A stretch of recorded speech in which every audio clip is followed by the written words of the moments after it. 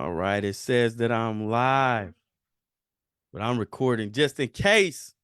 All right, y'all. I always miss something with these steps. And so I have the opportunity to present this again. Let me tell y'all, I've got one like this one right here. You got to get ready for because we're gonna go kind of deep into some stuff, right? We're gonna go kind of deep and approach this subject in a way that maybe you have not heard before. I'm not gonna lie, I haven't even heard this before. This is something I just came up on. We're talking about the subject of stop trying to prove who you are.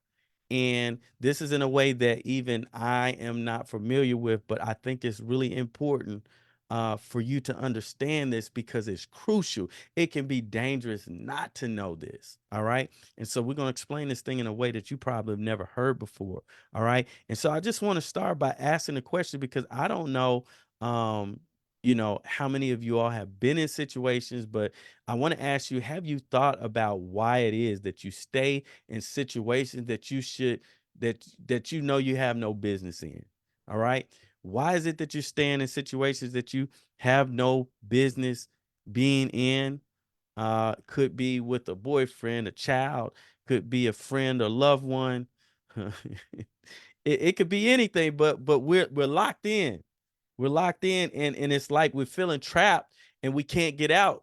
And so one of the reasons that this happens, I'm just going to start off and let you know that one of the reasons that this happens is because we often get distracted trying to prove who we are in relationships.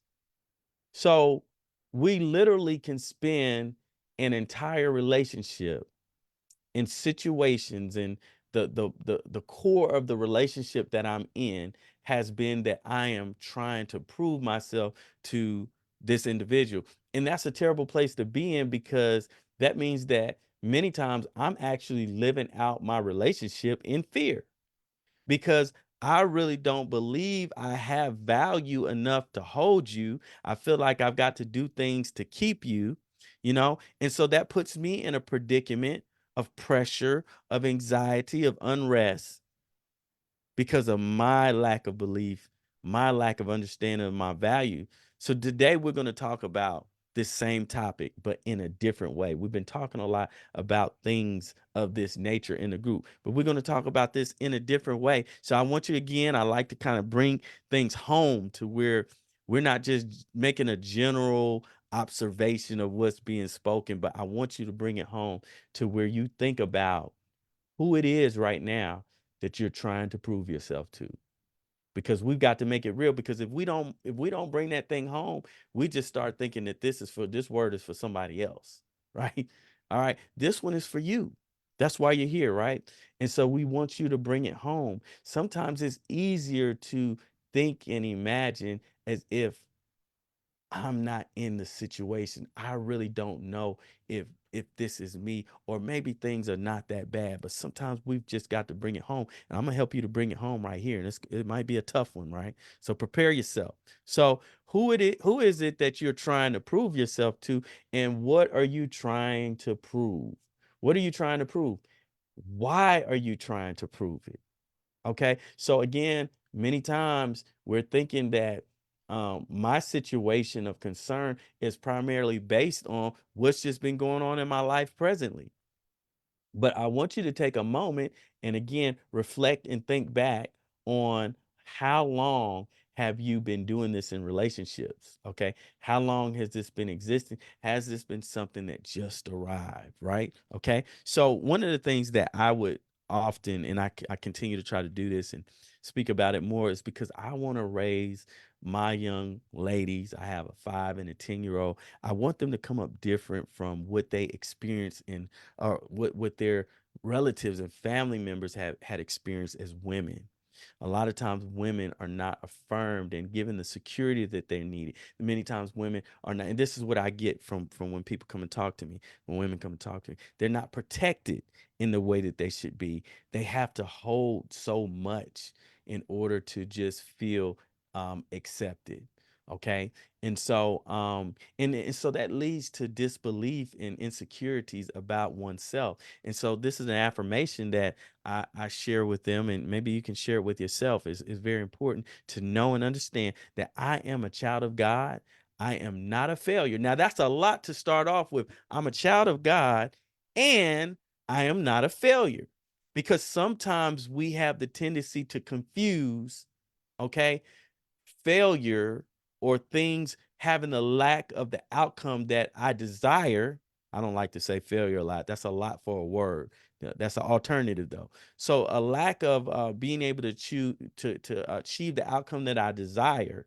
Okay, we associate that with it being a source of identity. In other words, if I have made bad decisions in life, some of us are late in the game and we feel like we've made bad decisions. We may have been through about 2 or 3 marriages, may have had a number of children from different locations and things like that. And so then we're feeling like, man, for me to be successful in the way that I see or think that I see from others that's on Instagram or television, on the movies and things like that. Um, I just don't think that that's a possibility. So we get to the point of settling, but we get stuck in trying to prove because we feel like we're a liability. You might not have even been married before. You might not have had any children or anything like that, but you already coming to the table with thoughts of liability. So when we have thoughts of liability, we feel it's necessary to try to prove, okay? And so we get caught up in that system. So, but it says I'm a child of God. I am not a failure. So I want to get to the point to where I can have things that don't feel like successes, but I don't see myself as being a failure. Okay. And so then I start to see myself as being a leader. A lot of us don't see ourselves being that way. All right, let's skip past this. All right. And so we, for some of you, the same voice, I want you to listen closely to this because this is really important. The same voice that you have listened to that's telling you things that you're trying to prove to. You're trying, it's a voice inside you that makes you believe that you're not something that you feel that you should be, that you don't bring something that you feel that needs to be, right? And if you look closely and listen closely to what you've been hearing, it's the same voice that is actually trying to kill you. It's trying to kill you. I know that sounds hard. That's like, what do you mean it's trying to kill you? Like, that's kind of taking it far. Well, it is. And I'm going to tell you how. Okay. Because I'm going to tell you how from a mental as well as a physical. Like, some of us are caught up. We're eating like no tomorrow because of anxiety about loneliness, anxiety about relationship situations, anxiety about being in situations and places that and doing things that I don't want to do, that's going against me. And some of you all have had a pattern of doing this for your entire lives. And so when you go to the doctor and you have those autoimmunes, they can't tell you where it came from. But every time that you get stressed, what happens? Okay? And this stress is not brand new. Okay? So some of you have been so detached from your bodies that you don't even experience pain like someone without the trauma would. Okay? So things are happening to you on a consistent basis that are adverse. People are speaking to you unkindly or treating you unkindly. You're feeling abuse, but you're used to abuse, but then it has become standard protocol. Okay, but something inside you says that this is not good, right? So we've been conditioned. Okay, and we're having these experiences that's causing us to have health problems, causing us to have diabetes. People are telling you at the doctor that this what you experience is stress related, or if you don't calm your stress it will get worse. Y'all know what I'm talking about. A lot of you all do, right? And so this is not stuff I'm making up. This is stuff that you all are bringing me, that happens commonly, right? And so we have to get that reality orientation that's trying to keep. But that's not even what I'm really talking about. I'm talking about that same voice that has been at you your whole life is really trying to take you out, as far as kill you. Like, it wants you gone. Some of you are already there to where you've been suicidal. or suicidal thoughts come, or thoughts of not being here, and that may be being pleasant, or maybe people are better off without me, is already existing daily. And who wouldn't have that, who is a person who is being abused or cannot connect in relationships because of so much trauma and things that you've experienced? So it's trying to take you out. It's trying to end your life. But a lot of times, this thing, like I said, has started because maybe you were in a place where someone early on was not emotionally available. You lacked the validation that you needed, the validation that you needed. You lacked the validation that you needed, and this eroded your self esteem. Something like this happened somewhere in the family. It's not the same story for everybody, but because this is not brand new, is it? The self-esteem issues, when did that start? See, that's another thing that what I noticed, that some of us, because of fear, we don't like to attach to the realities that hurt happened before hurt. Hurt sets up hurt for what I'm experiencing today. So the hurt that I got from in the past that I'm not willing to acknowledge is causing me to perpetually experience it in my relationships today, and I can't shake it. I can't shake it, right? Made you feel unworthy and of love and attention. Things happen to you that you never wanted to talk about. I had somebody I'm working with that held something that, some violent things happen rare. It's rare that anybody even ever experiences, and I'm one of two people that they have spoken to about it in their entire life, and they're around my age, and I'm almost 50. Okay, carrying that weight an entire lifetime because of not having the confidence and strength to believe that certain things was not your fault.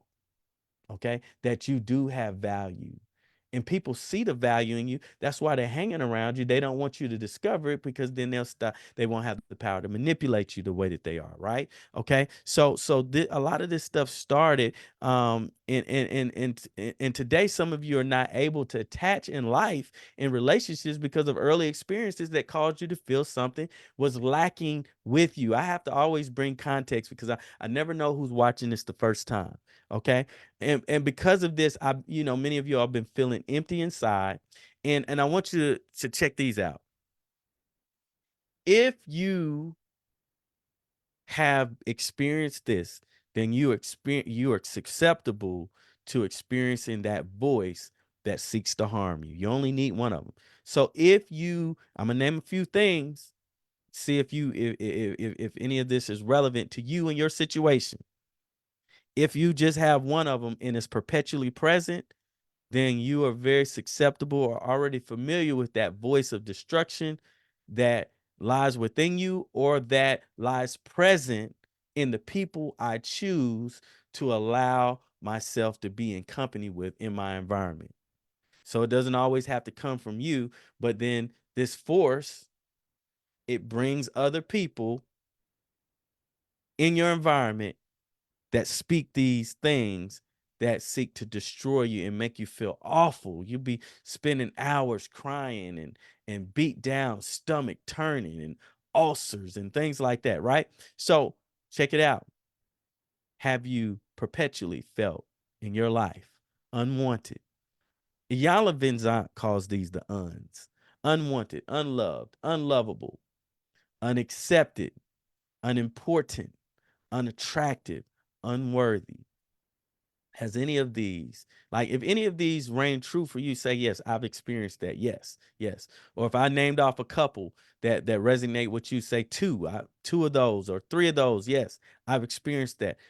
Because this is important, because this helps someone in this group, because I see that you all are watching, and it's important that other women see that it's not just me that's experiencing this. So comment in the chat if this has been a part of your experience, because we're looking for breakthroughs, right? So who would tell you something that would make you feel unwanted, unloved, unlovable, unaccepted? Who would tell you? So do you have someone in your life right now that tells you these types of things, that perpetually puts you in a situation to where you're feeling unwanted, unloved, unlovable, unaccepted, unimportant, unattractive, unworthy, who would intentionally make you feel this way? Well, I'm about to go hard. I'm going to just let you know that if you have been hearing these things from yourself or from other people that's in your environment, this is how you know that you have been communicating with the enemy. That's right, I said it. Who else would say something like this? You have been communicating directly through the people who are in your circle. Could be a husband, uh, could be a child, could be some friends, and they're constantly telling you what you're not or insinuating what you're not. That is a force of the enemy. And this same force, the same negative force, will try to drive you to death in any way that it can. And it's important to understand that this is a real serious thing. And this is, again, it's not something that I'm making up. It's something that I'm seeing every day. We got to wrap up, right? So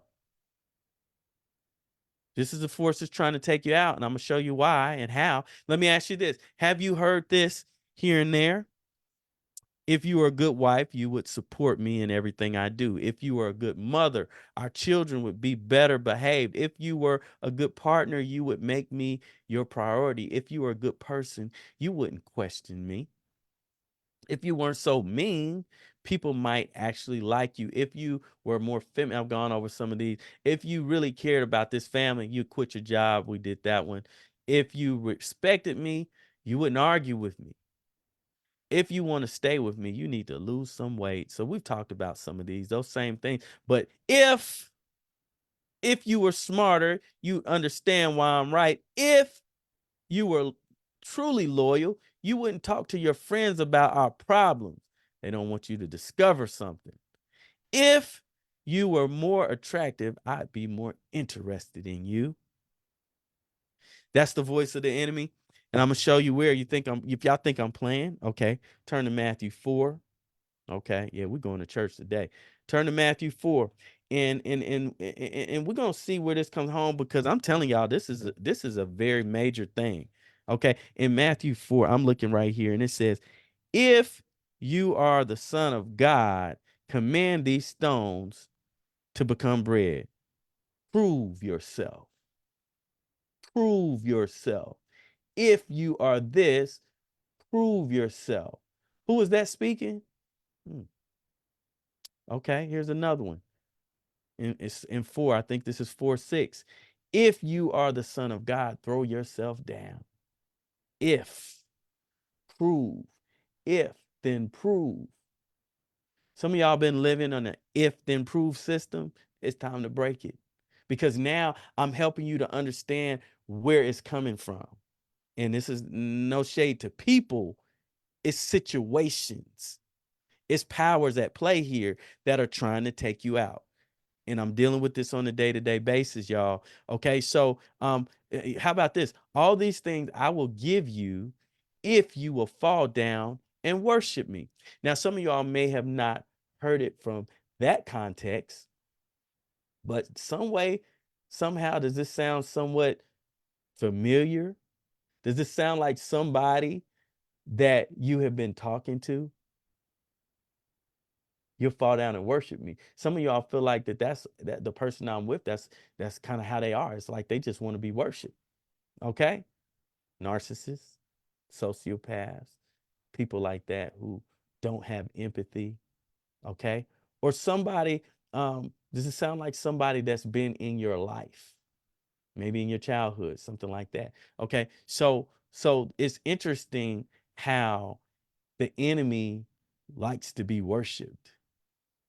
The person or people that you with like to be worshiped.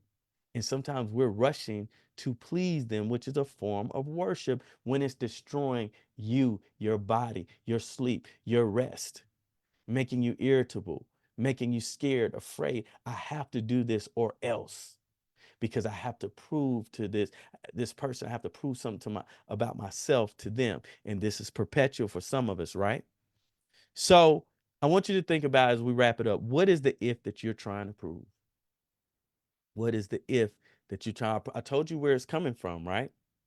And if it's in you, we got to get rid of that in you. If you're the only one that's doing this to yourself, then it's something that's got to be fleshed out with you. Okay?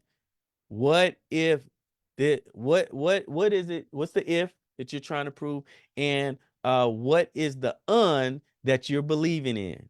We talked about the uns, right? Let's go back to the uns.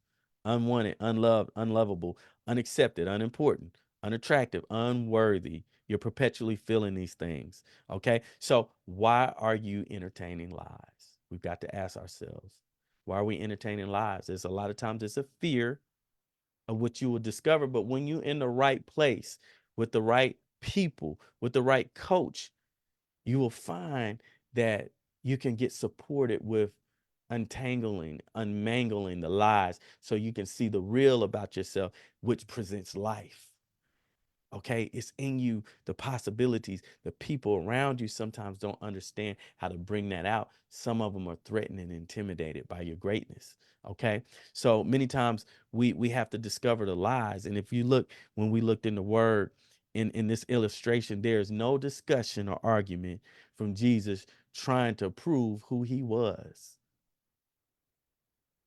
That's how some of us need to respond to the criticisms. We don't need to respond trying to prove, or we don't need to live our lives trying to prove anything or discussing things that prove the point about our value. So now we don't want you to ever get caught up in a fight with the enemy trying to prove something good about you. I don't want you ever to get caught up in a fight with the enemy or the voice of the enemy through somebody else, or the voice of the enemy through you, okay, trying to prove something good about yourself. Um, there's never a need to argue with the facts, and your greatness is facts. We need to acknowledge it. And what needs to happen is that many times you just need to be aware of the facts, of what the facts are. And so that's it for this evening. We're at our time. Okay. If you think it's time for you to talk to somebody, check us out. We've got the coaching program. You can DM me privately for more information, or you can request it in the chat. But we're gonna sign off for this week, and we hope to see you again next week when we'll come up with a different topic. But today, let's stop trying to prove who we are. All right, y'all take care. God bless.